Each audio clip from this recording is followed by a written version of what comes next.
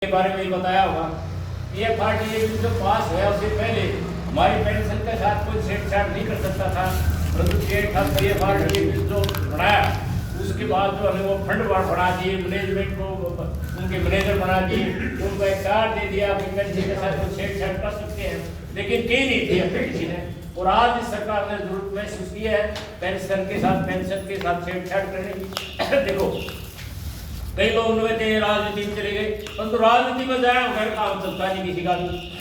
अब ये जो राजनीतिक है, आप एक ब्लॉक का आप सरपंच मेंबर बन जाओ, सरपंच बन जाओ, उसके बाद ब्लॉक कमेटी के मेंबर बन जाओ, जिला परिषद के बन जाओ, एमएलए बन जाओ, एमपी बन जाओ, सारी अलग अलग पेंशन लेते हैं, सारी अलग अलग। और एक बार एमएलए बन जाओ, दूसरी बार दूसरी पेंशन देंगे, तीसरी बार तीसरी लेंगे, एमपी बन गया उसकी अलग अलग। एक आदमी ऐसा है जो कई बार मेंबर को बन गया, एमएलए एमपी बन गया, उनकी 6 से 7 लाख रुपए महीने की वो पेंशन है, उन पर कोई फर्क नहीं लगाएंगे।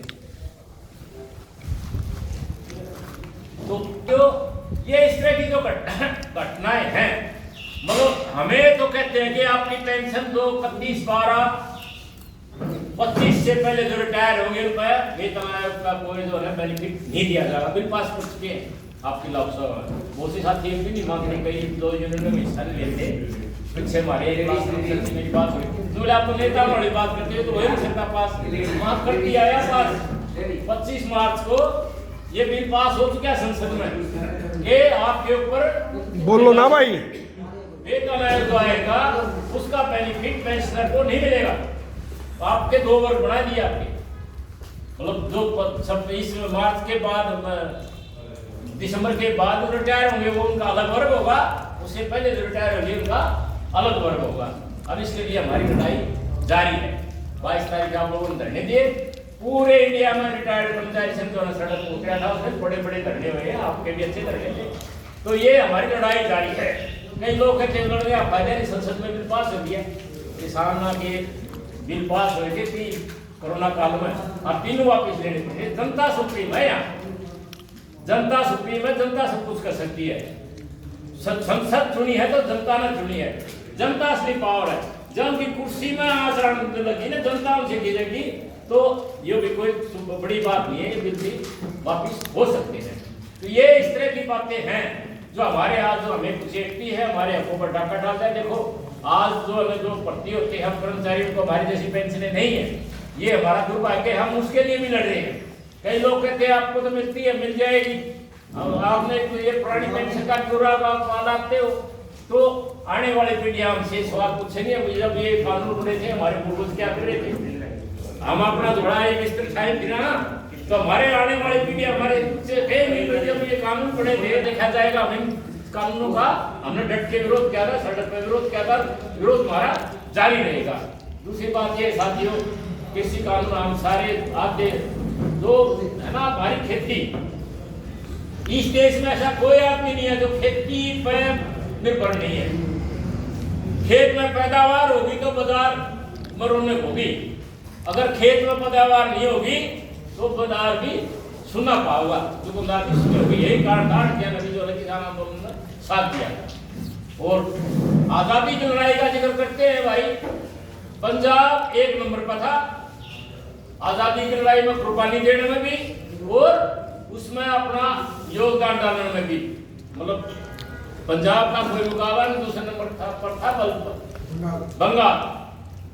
बाकी सारा देश तो पिछले को कमाएंगे हम, नेशनल यूपी वगैरह ठीक थे थोड़े बहुत, परंतु पंजाब 1 नंबर पर, दूसरा था बंगाल आजादी की लड़ाई में, और दान देने में भी है यहाँ पे।